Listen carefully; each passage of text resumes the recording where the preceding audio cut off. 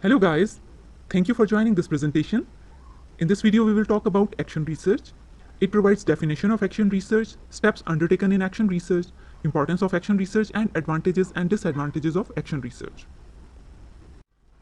Kurt Lewin, a professor at MIT, first coined the term action research in 1944, soon after the Second World War. In his 1946 paper, Action Research and Minority Problems, he described action research as a comparative research on the conditions and effects of various forms of social action and research leading to social action that uses a spiral of steps, each of which is composed of a circle of planning, action, and fact-finding about the result of the action. Action research is generally applied in social sciences.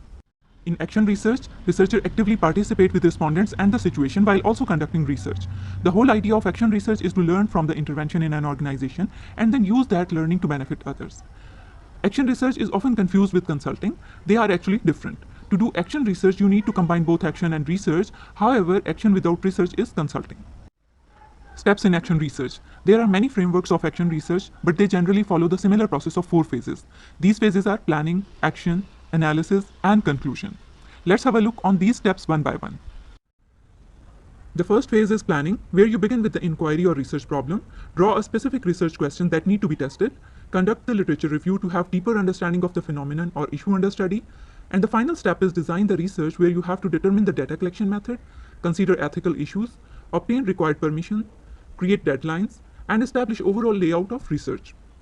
The second phase in action research is action, that is based on the multiple cycles of experimentation and data collection.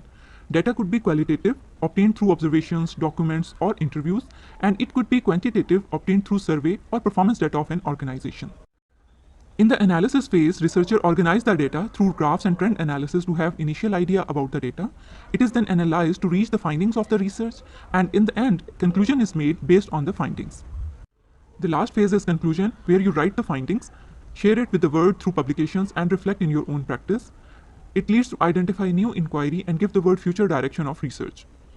As we have discussed earlier in Kurt Lewin definition, that action research is a spiral or cyclic process of planning, action, analysis, and conclusion.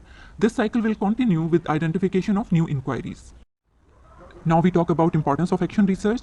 Action research studies demonstrate a contribution or a potential contribution to practice, that is action. Some kind of intervention in a business process or an organization must have been attempted, even if the attempt was a failure. Action research studies demonstrate a clear contribution to research, that is the theory.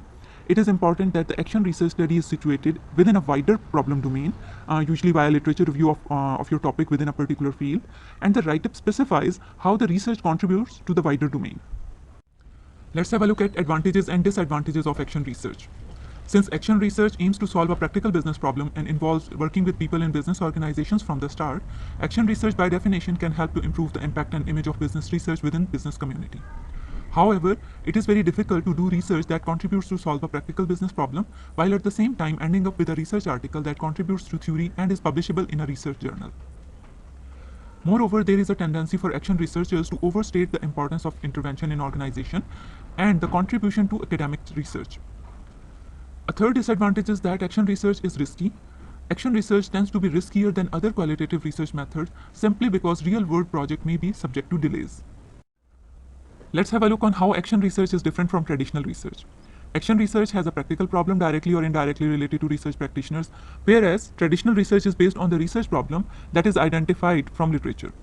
The goal of action research is to address practical problem in order to improve professional practices, whereas the goal of traditional research is to fill research gap.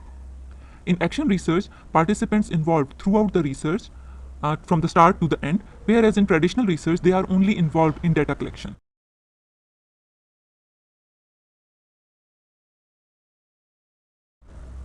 I hope this video enhanced your knowledge on the topic. Do subscribe the channel, like the video, and don't hesitate to drop a comment if required.